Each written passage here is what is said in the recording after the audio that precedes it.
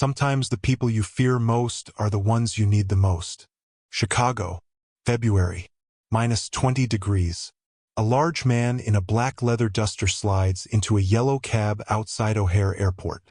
The driver, a wiry 62-year-old Romanian, takes one look in the rearview mirror and kills the engine. No, get out. I don't drive mafia. The passenger doesn't move. He slowly removes his sunglasses and says, I kill people, but only in movies. Now drive. The man in the back seat is Steven Seagal.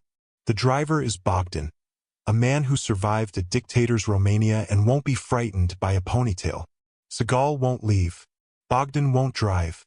They sit in a freezing cab, arguing, until a carjacker approaches the window with a gun. What follows takes 7 seconds.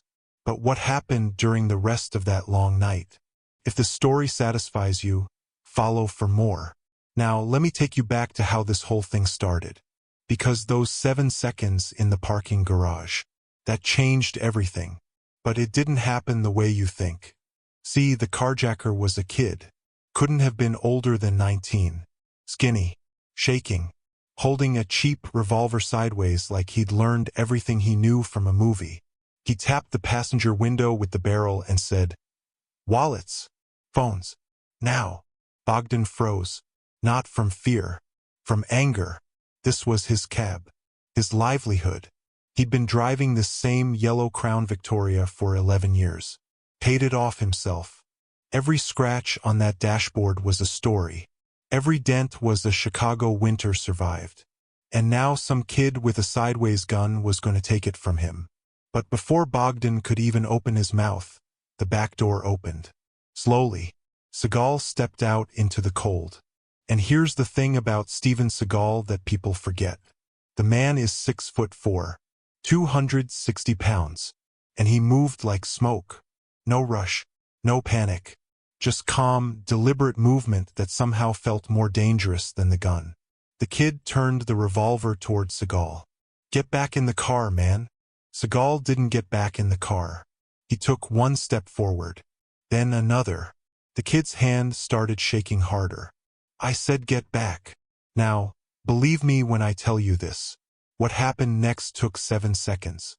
Seagal grabbed the kid's wrist, twisted it down and to the left. The gun clattered to the concrete. Then Seagal did something nobody expected. He didn't hit the kid, didn't throw him, didn't break anything. He just held his wrist, firm, like a father gripping a child who just ran into traffic. Go home, Seagal said, quiet, almost gentle. The kid's eyes went wide. He tried to pull away once. Couldn't. Tried again. Nothing. Then he stopped trying. He looked up at Seagal's face, and whatever he saw there made him nod. Seagal let go. The kid ran, disappeared into the garage stairwell like he'd been launched from a cannon. Seagal picked up the revolver, checked the cylinder. 2 rounds. He shook his head, emptied them onto the ground, and tossed the gun into a trash can. Then he got back in the cab, closed the door, said nothing. Bogdan sat in the driver's seat, both hands on the wheel, staring straight ahead. His crucifix was still in his right hand. He'd been gripping it so hard the wood had left an imprint on his palm. 30 seconds passed. Full minute. Okay, Bogdan finally said. He turned the key. The engine coughed to life. Maybe you not mafia. Thank you, Seagal said. But you definitely not normal. Seagal almost smiled. Almost. Where are we going? I take you downtown. Palmer House. You said Palmer House, yes? I said Palmer House. Bogdan pulled out of the garage and onto the airport access road. The wind hit the cab like a wall. Snow was falling sideways. The heater rattled but barely worked. Now here's the thing you need to understand about Bogdan Petrescu. This man was not your average cab driver. He came to America in 1989. The same year the Romanian Revolution put a bullet in Ceausescu. Bogdan didn't like to talk about what he'd seen before he left, but it lived in his eyes. A certain stillness that only comes from having survived something most people can't imagine. He'd driven a cab in Chicago for over 2 decades. Every neighborhood, every hour. He'd been robbed 4 times, assaulted twice. Once a passenger pulled a knife on him over a $6 fare. Bogdan hit him with the crucifix and told him to repent. The man was so confused he actually apologized. That crucifix. Now get this. It wasn't just any crucifix. It was hand-carved by Bogdan's father in 1971 in a village called Birton, in Transylvania. His father made it from the wood of a church pew that had been destroyed by the secret police. Bogdan carried it every single day. It sat under his seat. It was his insurance policy, his weapon, and his prayer all in one. So when he'd held it up against Seagal earlier that night, it wasn't a joke. It was the most serious thing Bogdan Petrescu could do. He was telling the universe, "Protect me from this man." And now that same man had just saved him from a kid with a gun, without throwing a single punch.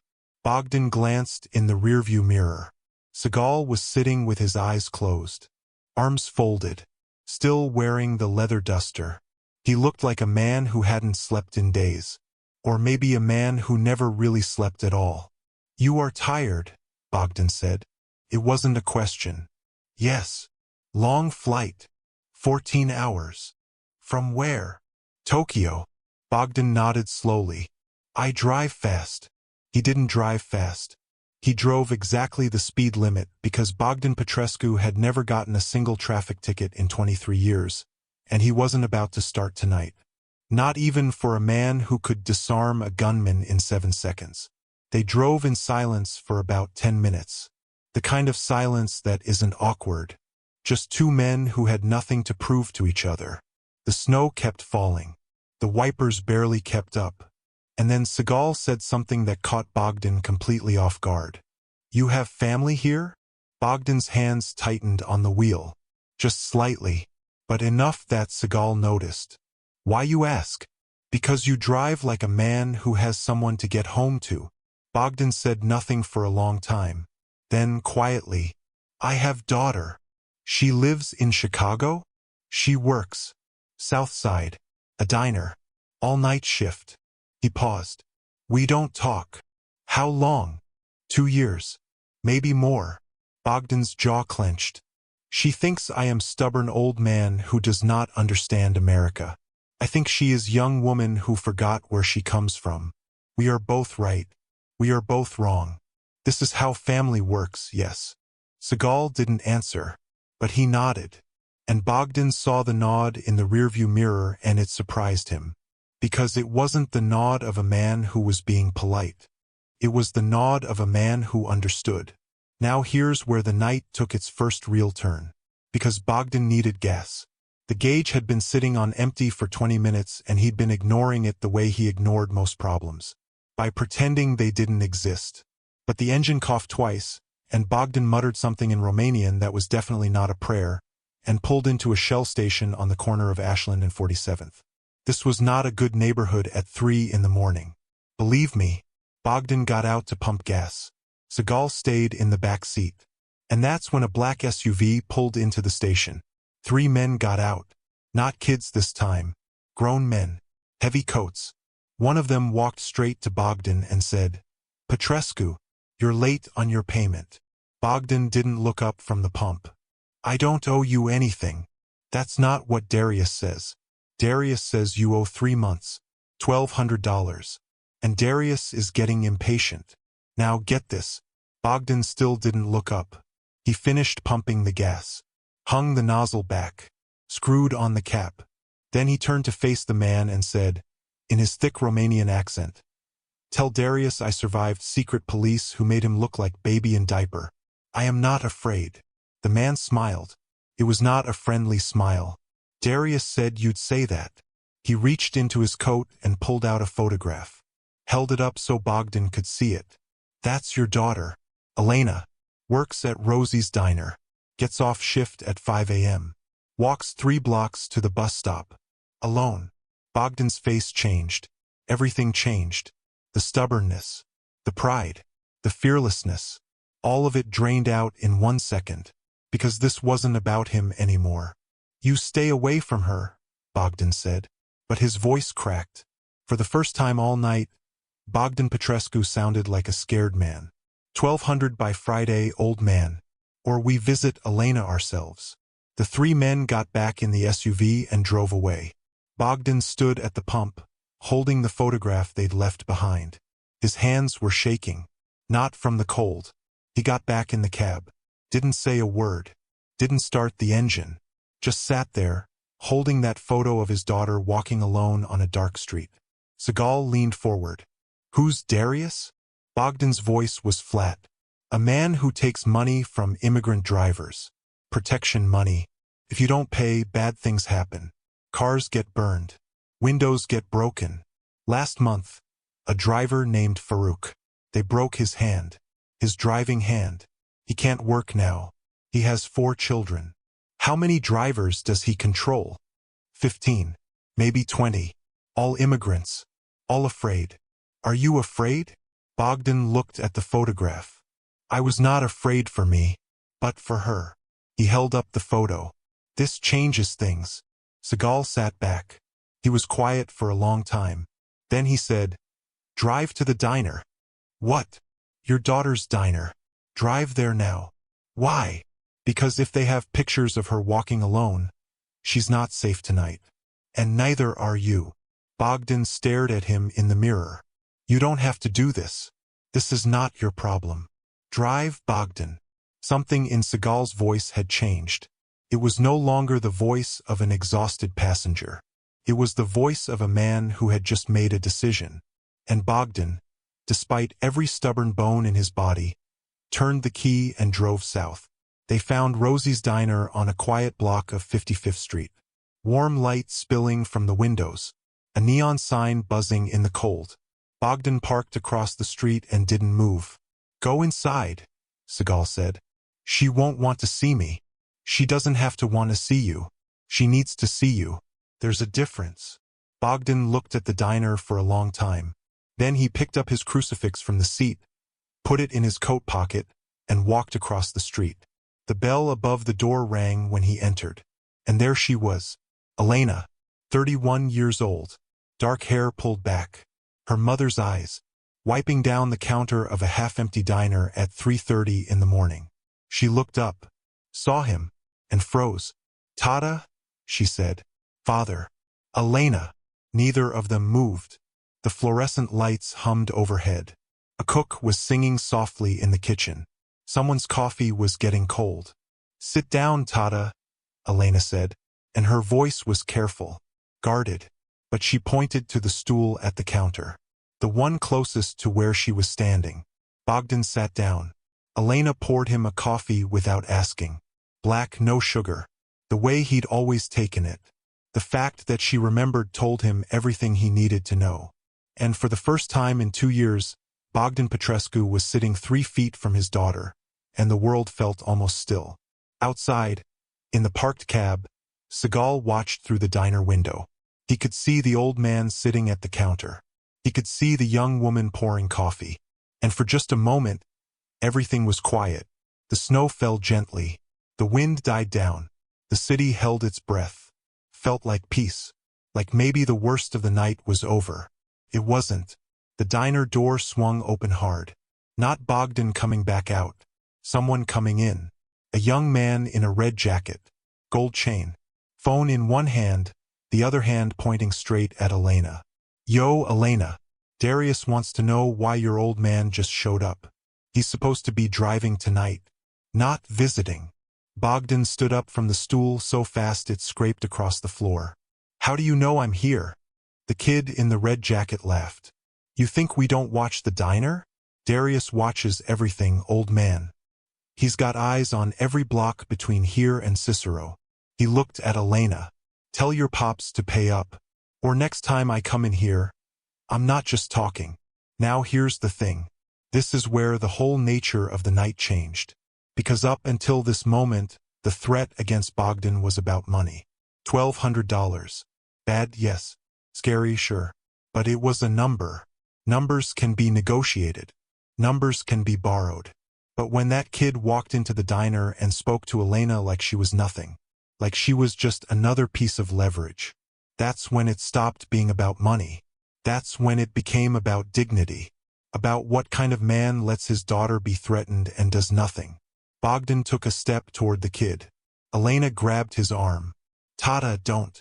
You tell Darius, Bogdan said, his voice low and shaking, that I am coming to see him. Tonight. Face to face.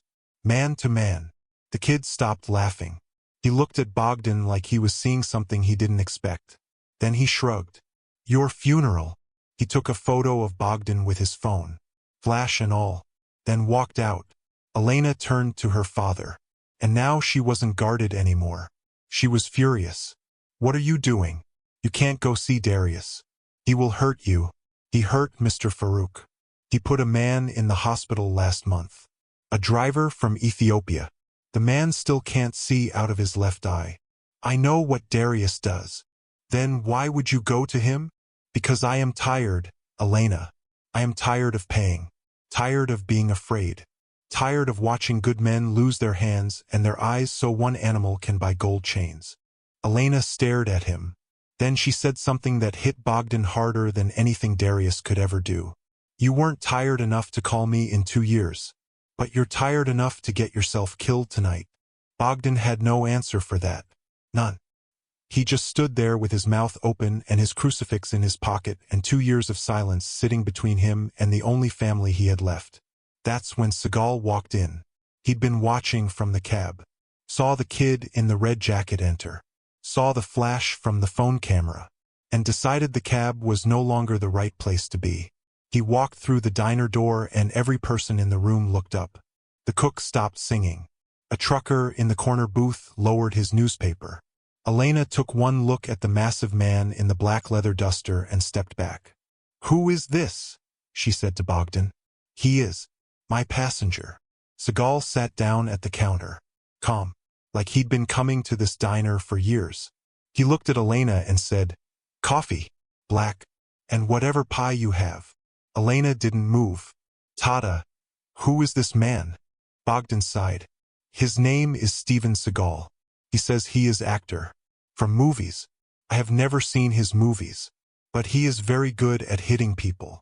Seagal looked at Bogdan. Where does Darius operate? You are not going to see Darius. That's not what I asked. Bogdan rubbed his face with both hands. He runs everything from a pool hall on Halstead, near 63rd. He has maybe 6, 7 men with him at all times. Armed. Of course armed. This is Chicago. Seagal nodded, took a sip of the coffee Elena had finally poured. Here's what's going to happen. You're going to stay here with your daughter. You're going to talk to her. Actually talk. Say the things you should have said 2 years ago. And I'm going to borrow your cab. You are crazy. Probably. You don't know these people. They are not like the boy in the parking garage. Darius is real. He has real guns. Real violence. You walk into that pool hall alone, you don't walk out. Seagal stood up. Finished the coffee in one long swallow. Set the cup down gently. Bogdan, I've walked into worse rooms than a pool hall on Halstead. I need your keys. Now this is where Bogdan made his mistake. His costly, stubborn, prideful mistake. Instead of giving Seagal the keys and staying with Elena, he stood up and said, No. If you go, I go. This is my fight. My debt. My daughter. You don't get to be the hero in my story. Seagal looked at him for a long time. You sure? I survived Ceausescu. I can survive a pool hall. Elena slammed her hand on the counter. Neither of you is going anywhere. This is insane. I'm calling the police. The police don't come to this neighborhood for cab drivers. Elena, Bogdan said. And the way he said it, quiet, defeated, matter of fact, that told you everything about what it meant to be an immigrant driving a cab on the south side of Chicago at 4 in the morning.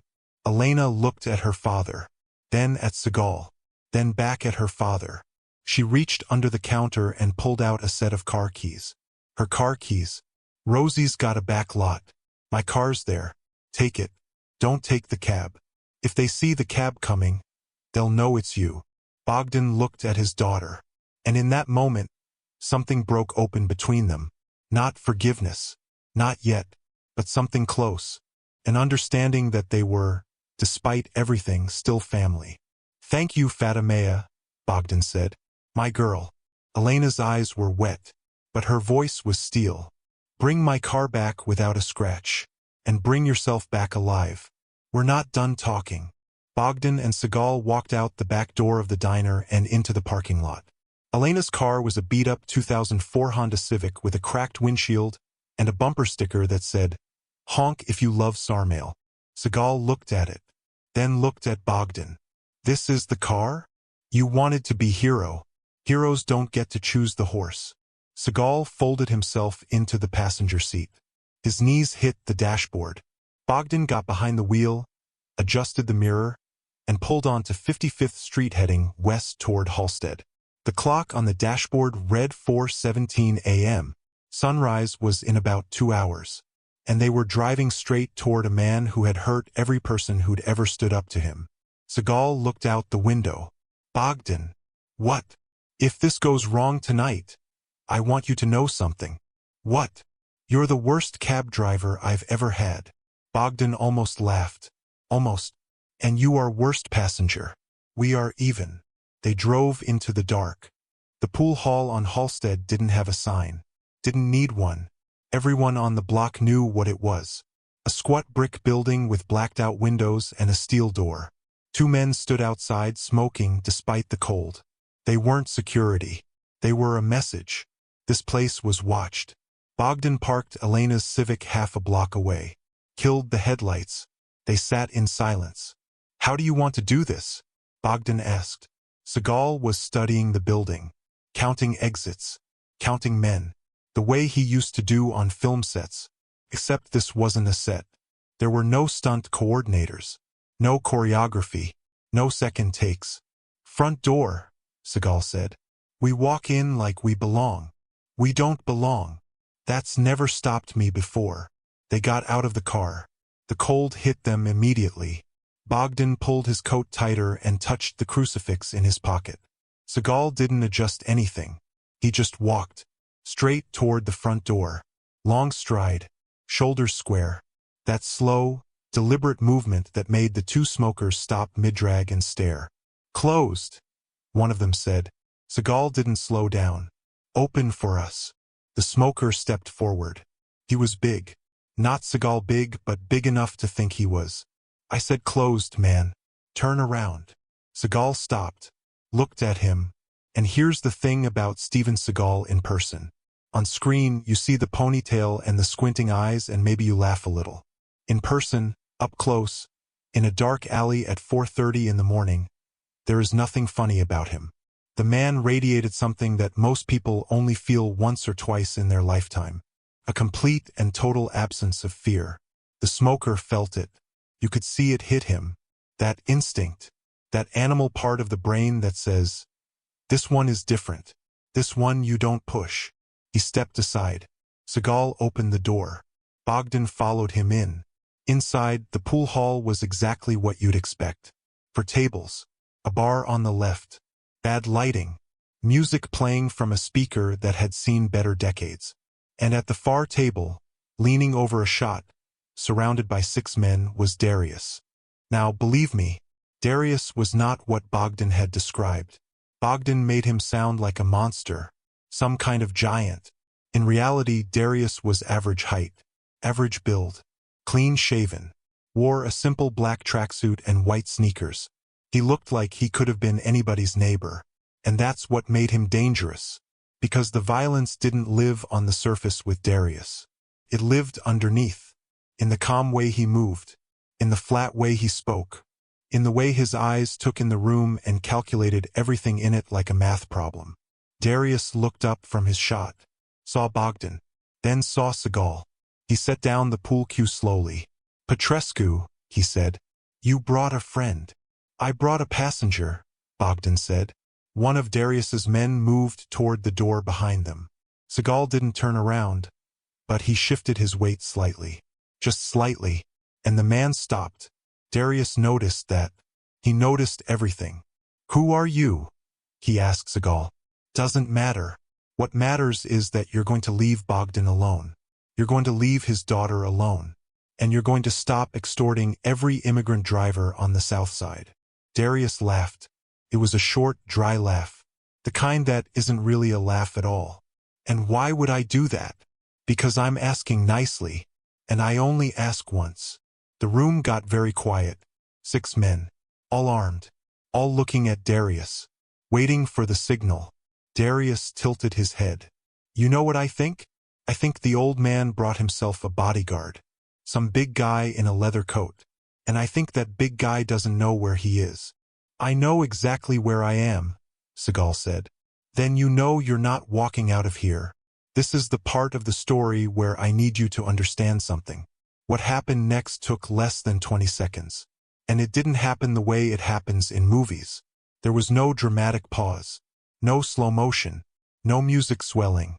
It was fast. It was ugly. And it was over before most of the men in the room understood it had started. The man behind Seagal moved first, reached for something in his waistband. Seagal turned, caught his arm at the elbow, and redirected him face first into the bar.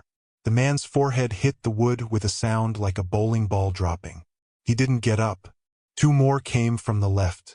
Seagal caught the first one's wrist, twisted, and used his momentum to send him into the second.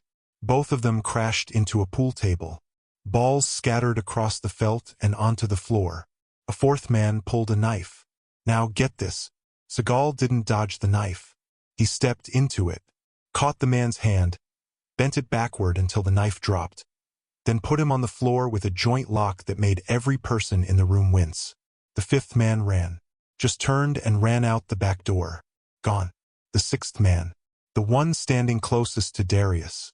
He pulled a gun, a real gun, pointed it at Seagal from 8 feet away. And that's when Bogdan did the only thing Bogdan Petrescu knew how to do. He pulled the crucifix from his pocket and threw it. Not at the gunman, at the overhead light. The bulb exploded. The room went half dark. And in that half-second of confusion, Seagal closed the distance, took the gun, ejected the magazine, and put the man on the ground with an open palm strike to the sternum that sounded like a car door slamming. 7 men. 20 seconds. 1 crucifix. Darius hadn't moved. He was still standing by the pool table, both hands flat on the felt. His eyes were wide. Not scared exactly, but recalculating. The math had changed. Seagal walked up to him, stood on the other side of the table, set the disassembled gun down on the green felt between them. Here's what happens now, Seagal said. You forget Bogdan's name. You forget Elena's name. You forget every driver you've been squeezing. Because if I hear one more story about a broken hand or a man who can't see out of his left eye, I will come back to this pool hall. And next time I won't ask nicely. Darius looked at the 6 men on the floor, then at the disassembled gun, then at Seagal.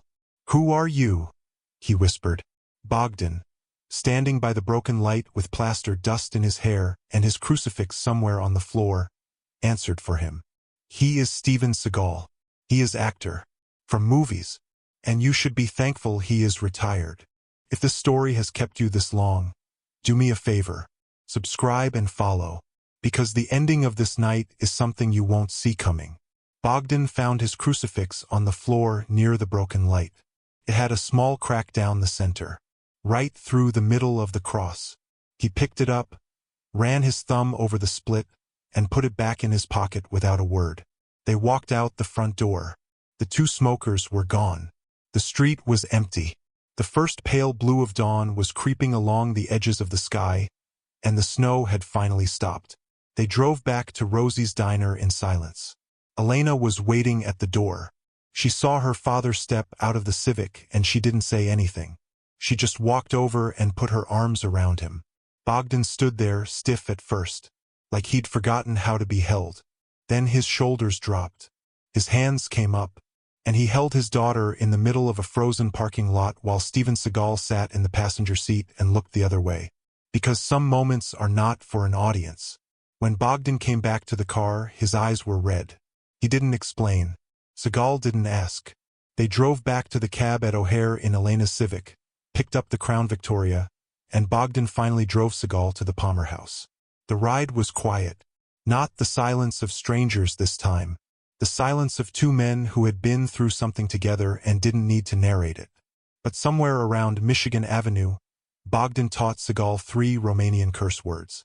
And believe me, Seagal's pronunciation was so bad that Bogdan actually pulled the cab over because he was laughing too hard to drive. That was the first time Bogdan had laughed in a long time. Maybe years. And it came from somewhere deep. Somewhere he thought had gone dry. Seagal also told Bogdan about his time in Japan. About the discipline. The loneliness of being famous in a country where nobody knows your language. About how he'd been on a plane for 14 hours and nobody had asked him a single real question in weeks. And then a Romanian cab driver held a crucifix in his face and called him mafia.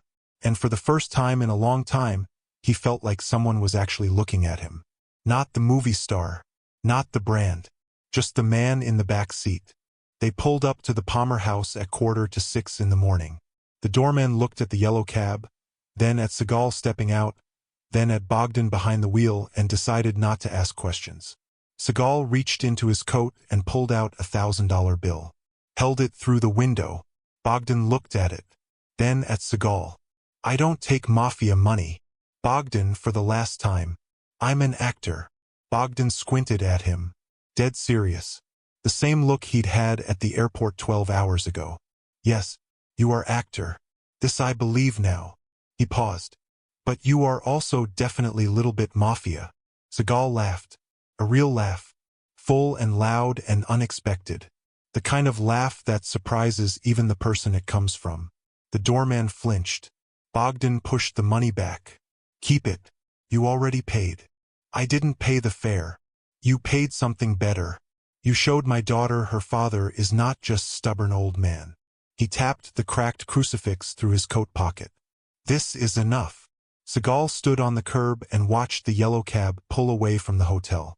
It turned left on Monroe, then disappeared into the Chicago sunrise. A city waking up, buses moving, steam rising from the grates.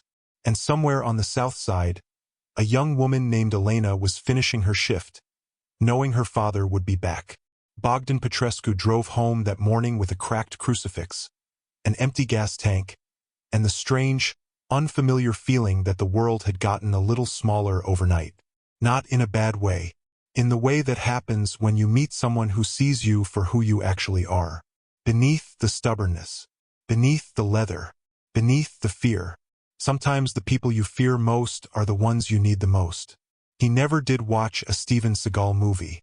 But every year, on the first week of February, a package arrived at Bogdan's apartment. No return address. Inside, a bottle of good Romanian wine and a handwritten note in terrible handwriting that always said the same thing. Drive safe, Bogdan. And keep the crucifix handy.